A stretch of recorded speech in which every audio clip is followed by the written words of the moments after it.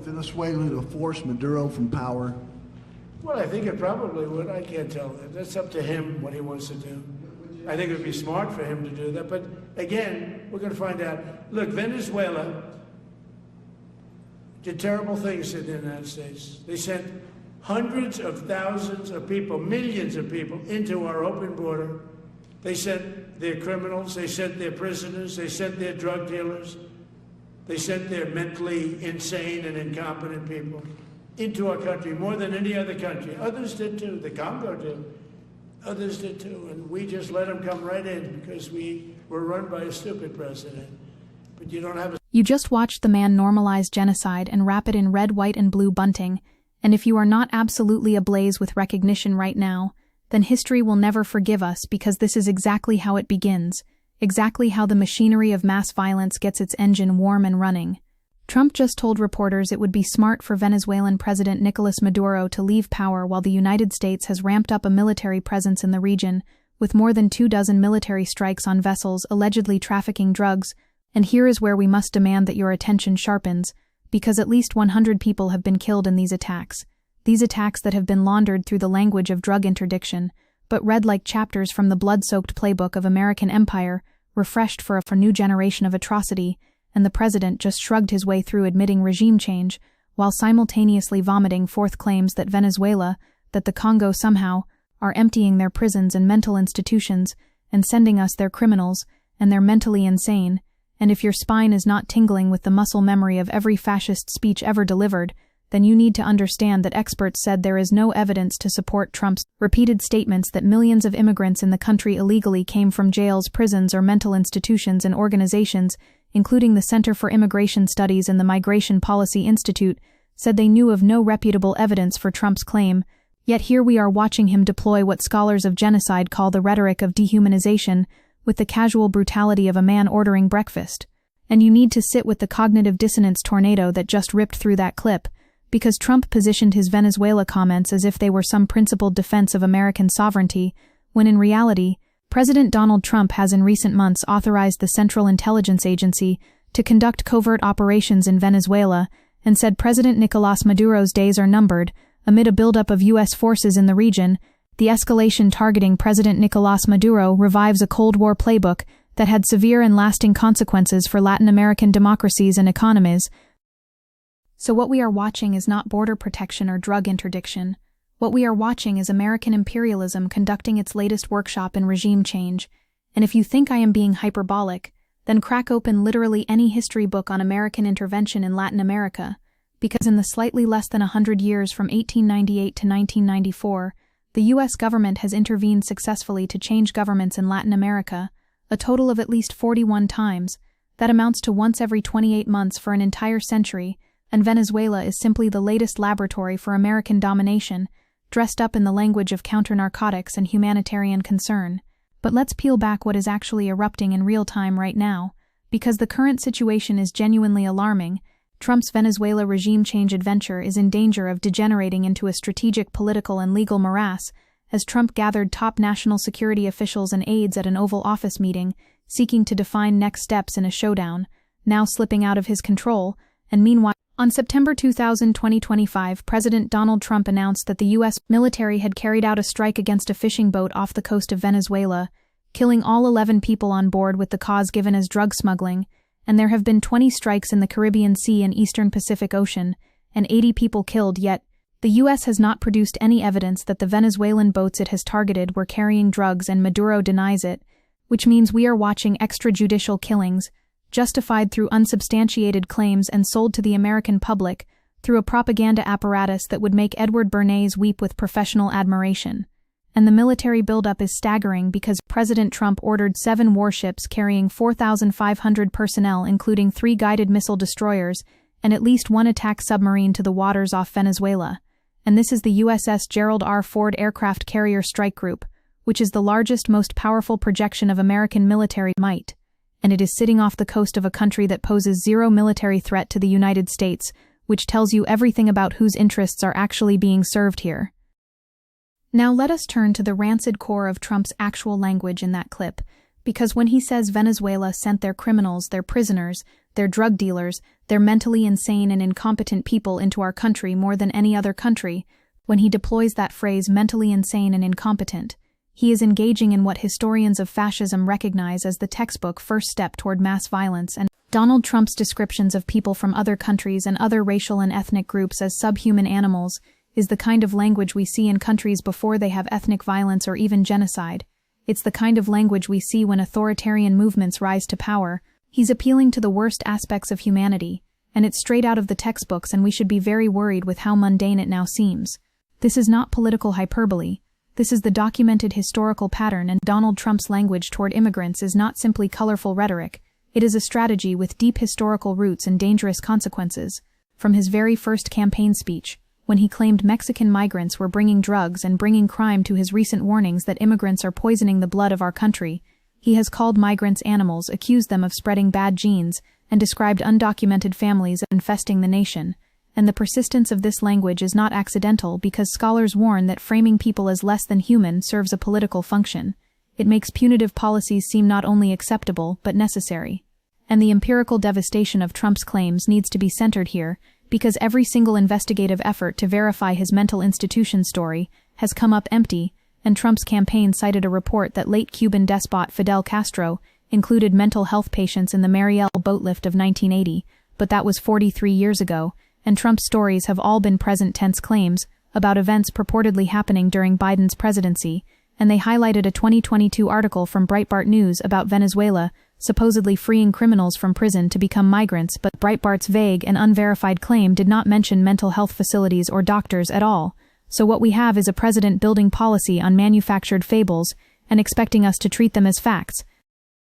Immigration officials arrested about 103,700 criminal non-citizens from fiscal year 2021 to 2024, according to U.S. Customs and Border Protection data, and experts said despite the data's limitations, there is no evidence to support Trump's repeated statements that millions of immigrants in the country illegally came from jails, prisons, or mental institution, which means Trump is lying. He is lying systematically, and he is lying in service of constructing a permission structure for violence.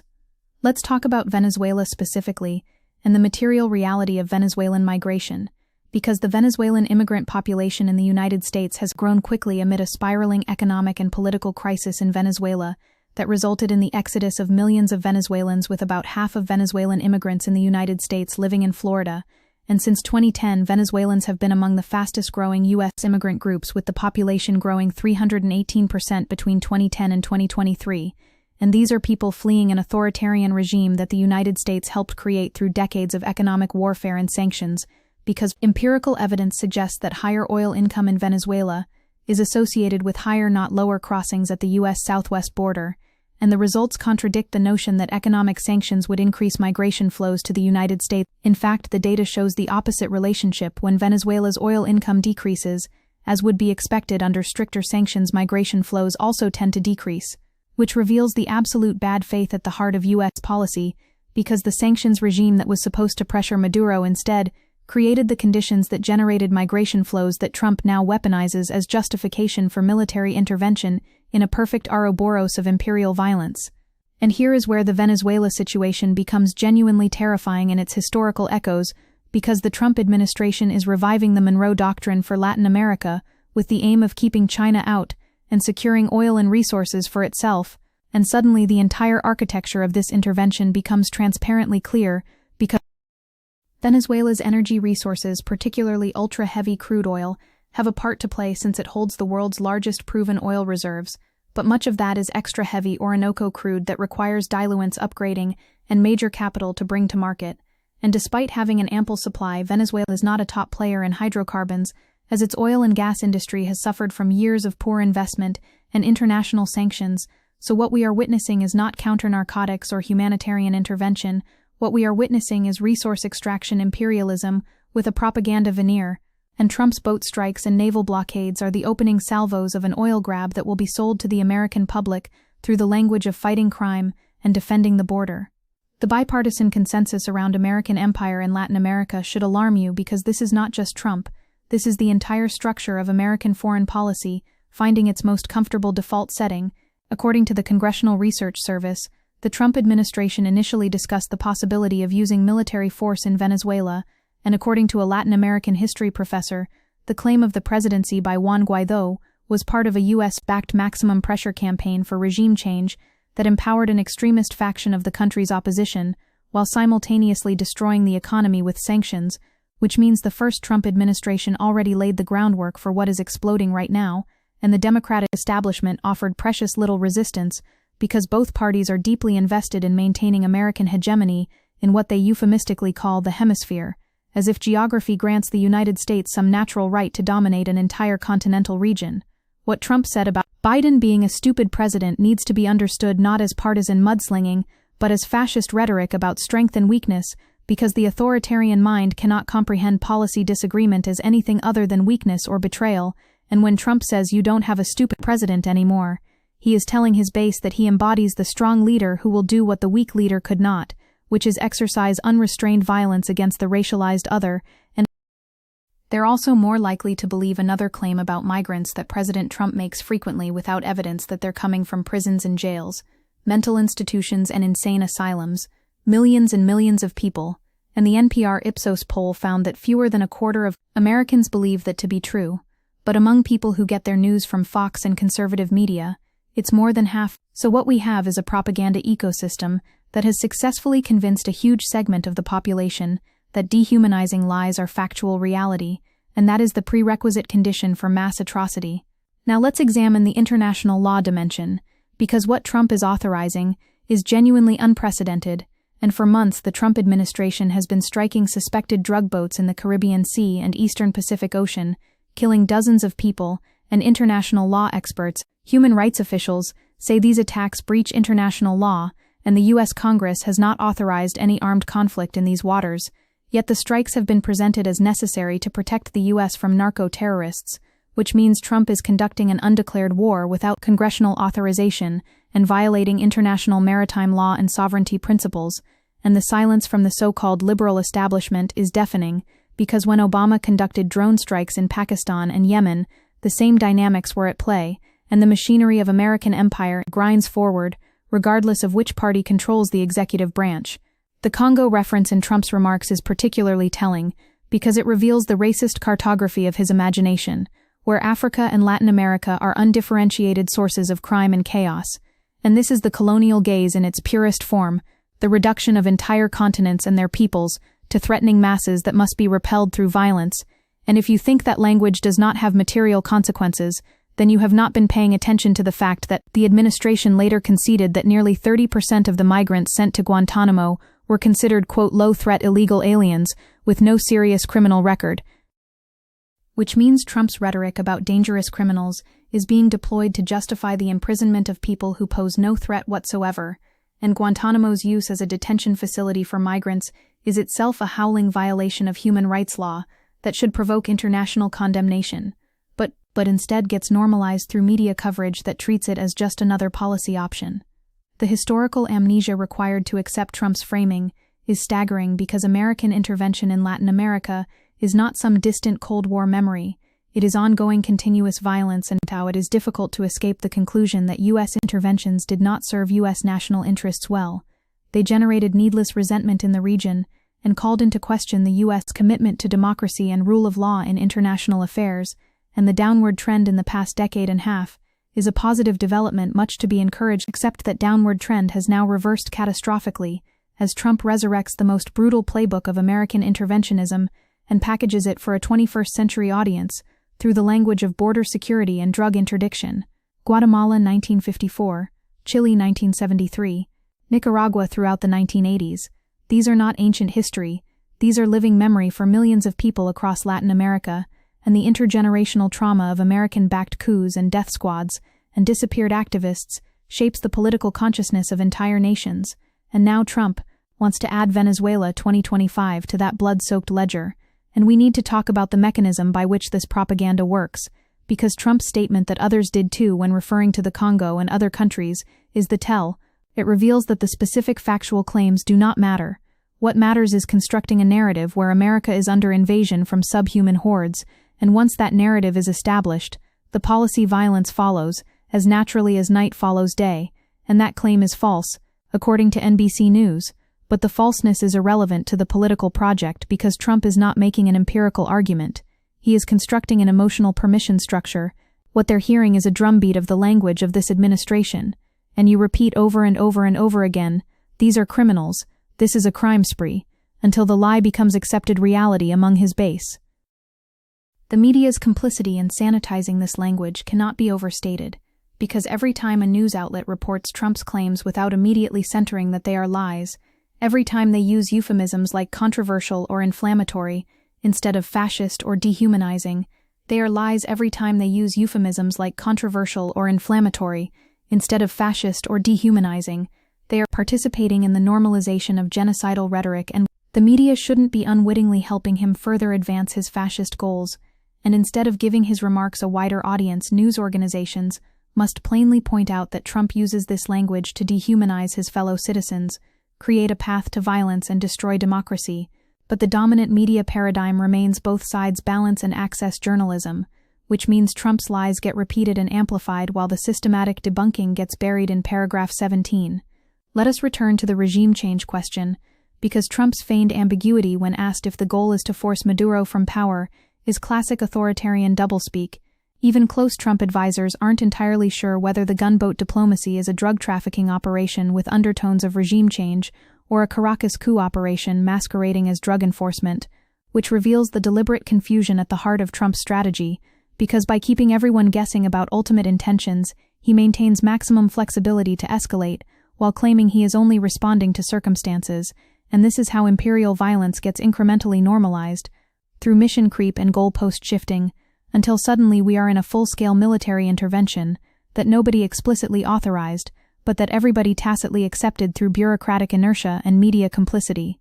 The oil dimension absolutely must be centered because maybe we will sell it, maybe we will keep it, Trump said when asked what would happen with the seized oil, adding it might also be used to replenish the United States' strategic reserves, and there it is, the entire imperial project laid bare in a single sentence, because Trump is openly discussing the seizure and disposition of another country's natural resources as if they are his to commandeer, and this is colonialism, this is theft, this is the raw exercise of power without the pretense of legal justification, and the fact that he can say this openly without immediate international condemnation tells you everything about the moral bankruptcy of the current global order. And you need to understand that the Venezuelan people are not some abstraction in this analysis. They are human beings living under a brutal authoritarian regime that the United States helped create, and now Trump wants to bomb them into submission under the guise of liberation. Critics of the Trump approach have drawn comparisons to the U.S. failure to prepare for regime change in Iraq in 2003, after the U.S. invasion, and some analysts fear that Venezuela could descend into violence and instability if the Maduro regime falls, and that it could prompt a refugee crisis. So even if we accept the dubious premise that Maduro must go, the mechanism Trump is pursuing will create catastrophic humanitarian consequences and generate precisely the refugee flows he claims to be preventing, which is the ultimate imperial irony. American intervention creates the conditions that generate migration, which then gets used to justify further intervention in an endless recursive loop of violence. The targeting of fishing boats specifically needs to be understood as what it is, which is the indiscriminate killing of poor people who work on the water. Venezuelan President Nicolás Maduro has also been branded a narco-dictator. Though Venezuela is a minor player in the flow of drugs to the U.S., the U.S. Drug Enforcement Administration reported last year that 84% of U.S. seized cocaine comes from Colombia, and did not mention Venezuela as a source, and experts say that most drugs are smuggled into the U.S. via the Mexican land border by U.S. citizens, which completely obliterates Trump's entire justification for the strikes, because if Venezuela is not a major drug source, then the boat strikes cannot be about drug interdiction, which means they are about something else entirely, and that something else is creating the pretext for military intervention through the generation of crisis and casualties. What makes Trump's Venezuela project particularly terrifying is that it enjoys bipartisan elite support in certain quarters, because Trump's policy today is driven largely by Marco Rubio, a bilingual son of Miami's staunchly anti-socialist Cuban exile community, and in Rubio's worldview, Maduro's regime is propped up by Cuban intelligence while Venezuela supports the Cuban economy with cheap oil. So the Cuba obsession of a particular faction of the foreign policy establishment gets projected onto Venezuela, and millions of people will suffer because American politicians cannot let go of Cold War grudges and imperial ambitions. The fact that Rubio is Secretary of State tells you everything about the ideological orientation of this administration's Latin America policy, because he represents the most unreconstructed interventionist wing of the GOP, and his appointment signals that regime change is not a possibility, it is the explicit goal. Now we arrive at the question of what is to be done, because the hour is late, and the machinery of war is already grinding. Any U.S. losses or inadvertent civilian casualties could backfire on Trump and cause a political disaster at a time when polls show overwhelming numbers of Americans oppose military action in Venezuela, which means public opposition matters and can constrain even this administration, but only if it is organized, vocal, sustained, and connected to a broader anti-imperialist analysis that understands Venezuela as one battle in a larger war against American domination of the global South. We need mass mobilization against these strikes, against the militarization of Latin America policy, against the use of Guantanamo as a migrant detention facility, and against the dehumanizing rhetoric that makes all of this politically possible. The comparison to Iraq 2003 should haunt us because we watched this exact playbook 20 years ago when manufactured intelligence about weapons of mass destruction and ties to terrorism got used to justify an illegal war that killed hundreds of thousands of people and destabilized an entire region, and the American anti-war movement failed to stop it. And now we are watching the same dynamics play out with Venezuela as the target, and we cannot afford to fail again.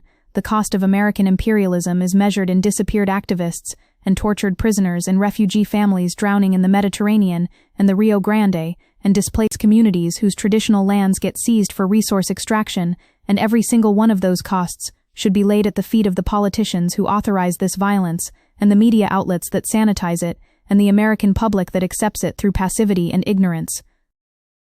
Trump's final line that "you don't have a stupid president anymore" is the authoritarian's ultimate tell, because it reveals that for him governance is not about policy or institutions or democratic deliberation. It is about the exercise of will by the strong leader, and that is fascism. That is the core ideological commitment of fascism, which is that politics is ultimately about strength dominating weakness, and that democratic norms and international law and human rights are obstacles to be overcome, rather than principles to be upheld. And when Trump says Biden was stupid for letting these people in, what he is really saying is that Biden was weak for not exercising sufficient violence against migrants, and that Trump will correct that weakness through maximum brutality, and his base hears that message clearly and cheers because they have been taught through years of propaganda to view cruelty toward the racialized other as strength rather than moral bankruptcy. The stakes here could not be higher, because what we are witnessing is not just another foreign policy crisis. What we are witnessing is the test case for whether American democracy has any remaining immune system against authoritarian takeover. Because if Trump can conduct an undeclared war, kill hundreds of people, seize another country's resources, and lie systematically about migrants to justify it all without facing any meaningful political consequences, then American democracy is already dead, and we are simply watching the corpse shamble forward through institutional inertia. The choice before us is stark and immediate. We either build a mass movement capable of stopping American imperialism in Venezuela and everywhere else, or we accept our role as citizens of an empire and all the moral culpability that entails. And if you think you can opt out of that choice, if you think you can maintain your comfortable distance from the violence conducted in your name, then you have not understood that complicity is the default setting and resistance is the only path toward anything remotely resembling justice. This is how it begins, with the dehumanizing language and the manufactured threats, and the incremental escalation, and the media normalization, and before you know it, we are bombing fishing boats and calling it counter-narcotics and preparing for regime change, and calling it democracy promotion. The president is openly discussing the seizure of another country's oil, and facing no consequences whatsoever. The fascism is not coming. The fascism is here. It is operational. It is killing people right now. And the only question that matters is what we are going to do about it, because history will not forgive us if we choose comfort over confrontation, if we choose silence over solidarity, if we choose empire over justice, and the people of Venezuela and every other nation in America's crosshairs deserve better than our complicity, deserve better than our silence, deserve our active resistance against the machinery of death that operates in our name.